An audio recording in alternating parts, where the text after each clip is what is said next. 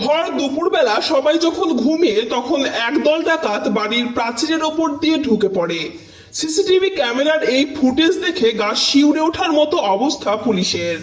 ডাকাতের দল আগে থেকেই জানতো এই বাড়ির যে মালিক সে আর্মির চাকরি করে, তার এই সময় বাড়িতে থাকার কোনো সম্ভাবনা নেই।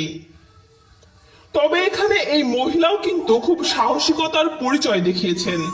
ডাকাত দলের তিনজন সদস্য যখন ঘরের মেন গ্রিল ভেঙে দরজা দিয়ে ঢুকতে যাবে তখনই তাদের বাধা দেয় সে এবং জোরে চিৎকার করতে থাকে যাতে পাশ থেকে কেউ সহযোগিতার জন্য আসে।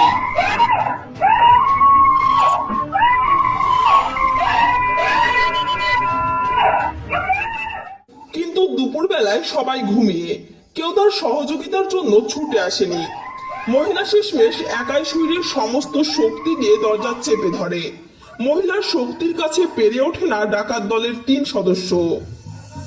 তাদের 3 জনের মধ্যে একজন লক্ষ্য করে ঘরে সিসিটিভি ক্যামেরা রয়েছে, আবার মহিলার সঙ্গে শক্তিতে পারা যাচ্ছে না, সে চিৎকার করেই চলেছে।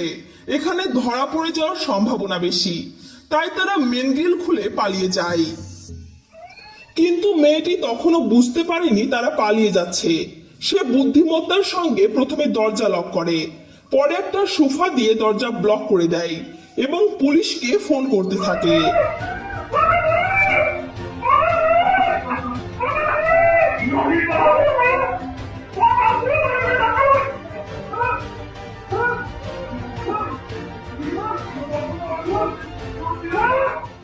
ঘটনাটি ঘটেছে পাঞ্জাবের পাতিয়ালায়। পরে পাতিয়ালা থানার পুলিশ পৌঁছে মেয়েটির সাহসিকতার জন্য তাকে প্রশংসা জানিয়েছে। এমন পরিস্থিতিতে মাথা ঠান্ডা রেখে মেয়েটি যে কাজটা করেছে সেটা সাধারণ কারো পক্ষে করা সম্ভব নয়। তবে আমরা জানি বাঙালিদের থেকে পাঞ্জাবিদের সাহস অনেক বেশি, যেটা আবারও প্রমাণিত হলো। Desk report, BD TV.